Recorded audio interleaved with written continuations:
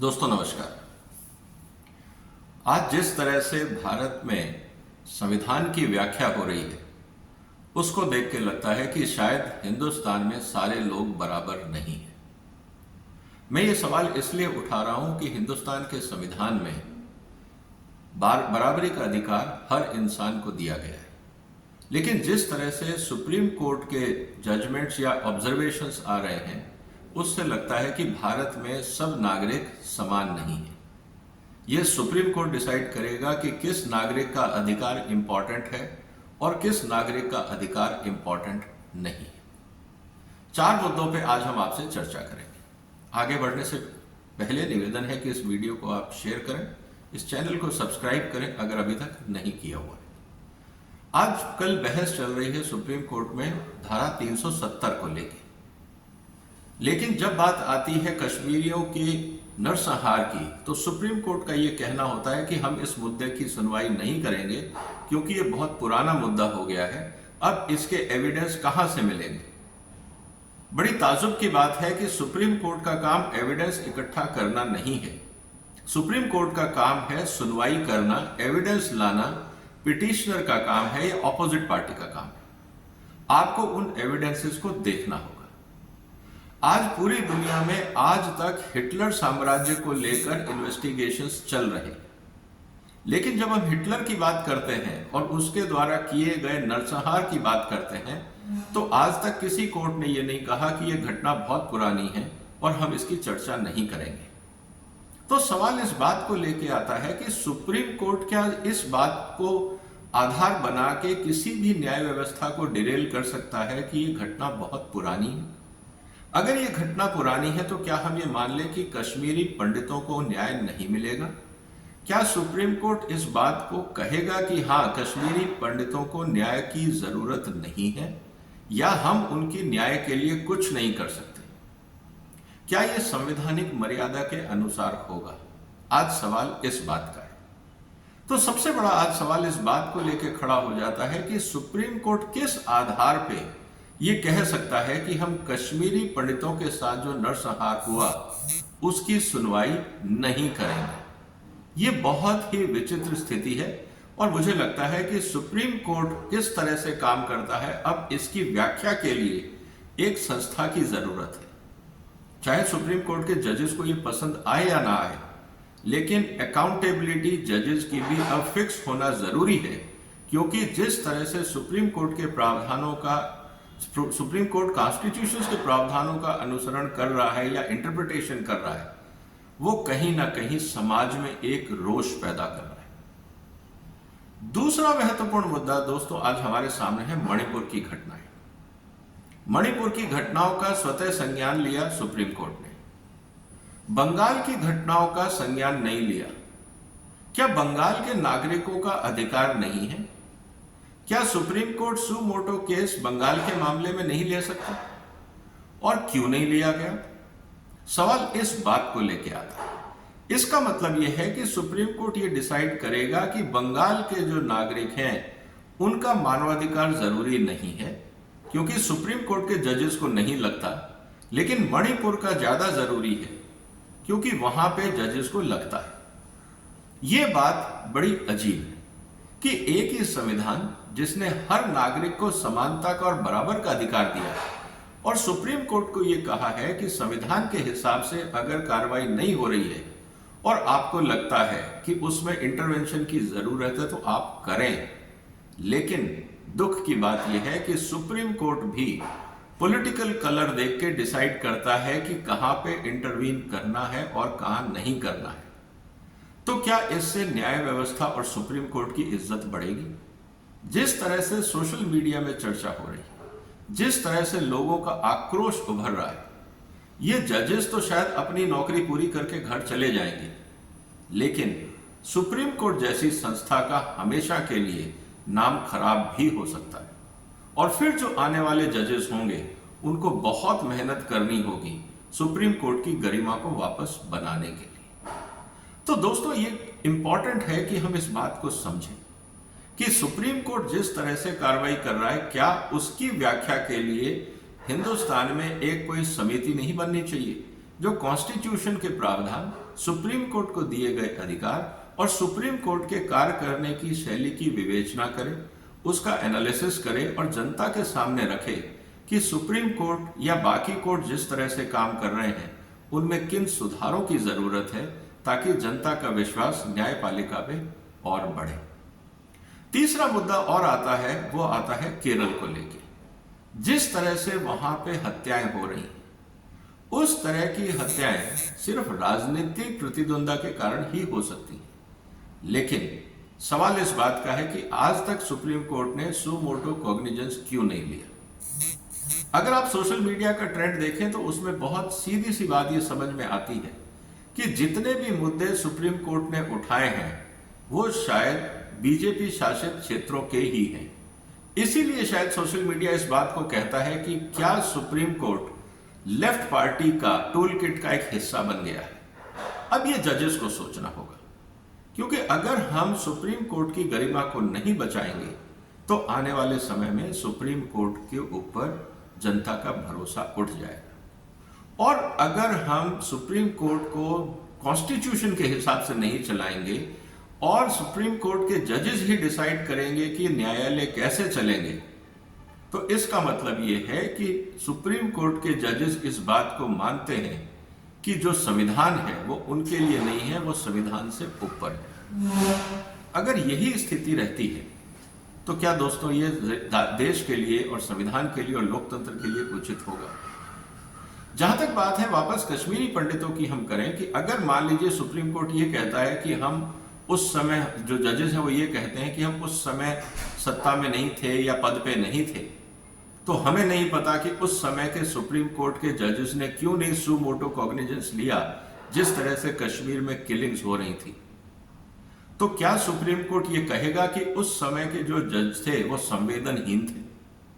क्यों नहीं अपनी बातों को, व्याख्या को पूरी तरह से जनता के सामने रखते?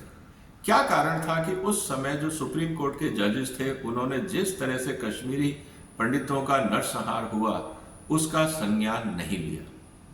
क्या मजबूरियां थी सुप्रीम कोर्ट के जजेस की? क्या इस पे एक इन्वेस्टिगेशन नहीं होना चाहिए? क्या ये तथ्य सामने नहीं आने चाहिए कि उस समय का पूरा इकोसिस्टम कश्मीर के पंडितों की हत्याओं का नजारा देखता रहा लेकिन कुछ कर नहीं पाया? क्या सुप्रीम कोर्ट को इस पे कोई कमीशन नहीं बैठाना चाहिए? जब आप 370 धारा पे विस्तार से चर्चा कर रहे हो, जो 1947 और 50 की घटना है, उस समय के आप एविडेंस सब खंगालने को तैयार हो, जबकि उस समय की जो कॉन्स्टिट्यूशन असेंबली थी उसका एक भी सदस्य आज जिंदा नहीं है। लेकिन कश्मीर में जो घटनाक्रम हुआ उसके बहुत सारे चश्मदीद गवाह आज जिंदा हैं। सुप्रीम कोर्ट बुला के तथ्य जानने की कोशिश क्यों नहीं करता? यह जवाब देना कोर्ट में दिसंबर 2022 का जजमेंट है, और जब ये माननीय चीफ जस्टिस थे, इन्हीं की बेंच का जजमेंट है कि यह मुद्दा बहुत पुराना है, अब साक्ष्य कहां से आएंगे और इससे कोई फायदा नहीं निकलेगा।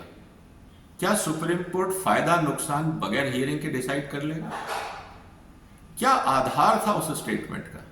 क्या आज के मुख्य न्यायाधीश इस बात को बताएंगे कि जब इस दुनिया में चश्मदीद गवाह जिंदा हैं, आप उनको सुनना क्यों नहीं चाहते? ये क्या राजनीति नहीं है? तो दोस्तों आज सबसे बड़ा सवाल इस बात को लेकर खड़ा हो गया है कि क्या सुप्रीम कोर्ट भी आज पॉलिटिकल एफिलिएशन देख के डिसीजन लेगा, या क्योंकि जब तक कोई बड़ा वकील इस मुद्दे को नहीं उठाएगा तो सुप्रीम कोर्ट को समझ नहीं आएगी, कोई संज्ञान नहीं लिया जाएगा। और जितने भी वकील सुप्रीम कोर्ट आज प्रायोरिटी पे सुनता है वो सब किसी ना किसी पॉलिटिकल पार्टी से एफिलिएटेड है, और वो भी ऑपोजिशन पार्टी से।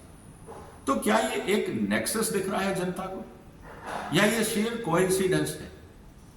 मुझे लगता है दोस्तों इस समय सुप्रीम कोर्ट के ऊपर जवाबदेही खड़ी होती है। हो सकता है जजेस को इस बात का बुरा लगे कि आप किस तरह से आरोप लगा रहे हैं। हम आरोप नहीं लगा रहे, हम सच्चाई जानना चाह रहे हैं, क्योंकि सच हमारे सामने नहीं है। संविधान के हिसाब से नागरिक का यह हक है जानने का कि उसके ह्यूमन राइट्स का वायलेशन जब हो रहा था तो सुप्रीम कोर्ट को जब कॉन्स्टिट्यूशन ने अधिकार दिए कि आप सू मोटो कॉग्निजेंस ले सकते हो, तो सुप्रीम कोर्ट ने सू मोटो कॉग्निजेंस क्यों नहीं लिया? सवाल आज ये। इसीलिए आज सुप्रीम कोर्ट कटघरे में है कि आपकी जवाबदेही क्या है जब हिंदुस्तान में नागरिकों के साथ उनके मानवाधिकारों को उनका जब हनन हो रहा हो, क्या सुप्रीम कोर्ट खामोश रह सकता है? और सवाल इस बात को लेके है। तो जो आज चर्चा सुप्रीम कोर्ट में चल रही है 370 को लेके, मणिपुर को लेके, क्या वो पूरी बात बता रहे हैं? 370 की व्याख्या आप कश्मीरी पंडितों के नरसंहार को कंसीडर किए बगैर कर कैसे सकते हैं? क्योंकि 370 सिर्फ पॉलिटिकल एजेंडा है। जिन लोगों ने हत्याकांड करवाए, आज 370 हटने से उनकी कुर्सी चली गई, तो उन हत्यारों को बचाने के लिए क्या 370 वापस लाने का प्रयास है? पहला सवाल इस बात को लेकर। कश्मीरी पंडितों को न्याय कैसे मिलेगा, सुप्रीम कोर्ट इस बारे में खामोश क्यों है? अगर सुप्रीम कोर्ट के न्यायाधीशों के पास अगर ह्यूमन राइट्स को बचाने के लिए कोई रास्ता नहीं है, तो वो इस बात को खुल के क्यों नहीं कहते? क्या कश्मीरी पंडितों को न्याय मिलने का कोई रास्ता है? अगर वकीलों और पॉलिटिशियंस को ये बात समझ में नहीं आती, तो सुप्रीम कोर्ट सू मोटो कॉग्निजेंस लेके इस बात को आगे क्यों नहीं बढ़ाता? क्यों इंतजार कर रहा है कि कोई वकील आएगा तब सुप्रीम कोर्ट को एजुकेट करेगा कि हिंदुस्तान में कश्मीर पंडितों के साथ क्या नरसंहार हुआ था? क्या सुप्रीम कोर्ट के जजेस इतने अनभिज्ञ हैं कि हिंदुस्तान में होने वाली जघन्य हत्याओं को भी वो अखबारों में नहीं पढ़ पाए? उनको इस बात की सेंसिटिविटी नहीं थी कि जिन लोगों का हत्याएं हो रही हैं, महिलाओं और बच्चों की हत्याएं हो रही हैं, वो भी इस देश के नागरिक हैं। और अगर वो इस देश के नागरिक नहीं है क्योंकि 370 आर्टिकल था और अगर सरकार ने उसको हटा दिया, तो उसके बचाव में दलीलें सुनने का लॉजिक क्या है? आप ये कहना चाहते हैं कि क्योंकि वो कॉन्स्टिट्यूशन के प्रोविजन के हिसाब से हुआ या नहीं हुआ, आपको इस बात की चिंता है, लेकिन कॉन्स्टिट्यूशन के प्रोविजन के हिसाब से जिन लोगों के हत्याकांड हुए, कॉन्स्टिट्यूशन के प्रोविजंस को हटा के या इग्नोर करके जब हत्याकांड हुए, वो इंपॉर्टेंट नहीं है सुप्रीम कोर्ट के लिए। बड़ी विचित्र स्थिति है जिस तरह से सुप्रीम कोर्ट में आर्ग्यूमेंट्स चल रहे हैं। यही हाल मणिपुर का है। बंगाल के मामले में शांति, लेकिन मणिपुर के मामले में एकदम आक्रामक रुख। क्यों? बंगाल के नागरिकों का क्या संविधान में अधिकार नहीं है, या सिर्फ मणिपुर के लोगों का अधिकार है? सुप्रीम कोर्ट मणिपुर के लोगों को लेकर चिंतित है, हमें कोई एतराज नहीं है, अच्छी बात है। लेकिन बंगाल के लोगों को न्याय कब मिलेगा? केरल के लोगों को न्याय कब मिलेगा? राजस्थान में जो हत्याकांड हुए उसको न्याय कब मिलेगा? हिंदू धर्म के हमलों पर, जुलूसों के ऊपर लगातार हमले होते हैं, उसको लेके हिंदू धर्म के अनुयायियों को कब न्याय मिलेगा? क्या सुप्रीम कोर्ट इन मुद्दों पे सू मोटो केसेस नहीं ले सकता? या ये उम्मीद करेगा कि जो लोग बर्बाद हो गए हैं वो कोई वकील हायर करेंगे तब सुप्रीम कोर्ट जागेगा? मुद्दा गंभीर है दोस्तों, आपका क्या कहना है इस मुद्दे पे? क्या सुप्रीम कोर्ट को खुद अब अपने काम करने की शैली पे जवाबदेह देना चाहिए या नहीं? या सुप्रीम कोर्ट के जजेस ये समझते हैं कि वो संविधान से ऊपर हैं और जनता के साथ जो चाहे वो खिलवाड़ कर ले? कौन लगाम लगाएगा या कौन डिसाइड करेगा कि सुप्रीम कोर्ट के जो जजेस हैं वो कानून के हिसाब से काम कर रहे हैं या नहीं, या संवैधानिक मर्यादाओं के हिसाब से काम कर रहे हैं या नहीं? ये कौन तय करेगा? आम नागरिक तो कर नहीं सकता, क्योंकि सुप्रीम कोर्ट के अगर जजेस को बुरा लगता है तो कहेंगे जी कंटेम्प्ट ऑफ कोर्ट है, आपने हमारे काम करने की शैली पे क्वेश्चन मार्क लगा दिया। लेकिन जब देश में अन्याय होता हो और सुप्रीम कोर्ट मूक दर्शक बना रहे, तो क्या जनता सवाल नहीं पूछेगी? या सुप्रीम कोर्ट के जजेस के मूड और व्यवहार के हिसाब से जनता अपने काम करने के आचरण को बदलेगी?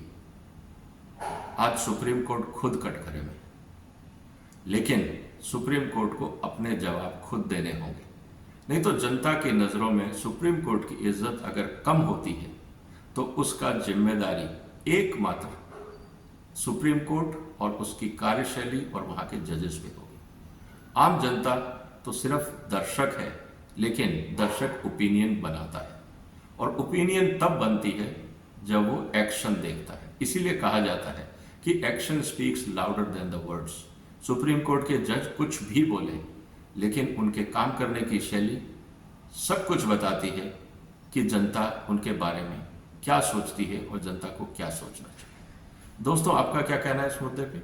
अपने विचार लिखिए, इस चैनल को सब्सक्राइब करें, वीडियो को शेयर करें, और फिर मुलाकात होगी एक और महत्वपूर्ण मुद्दे के साथ। तब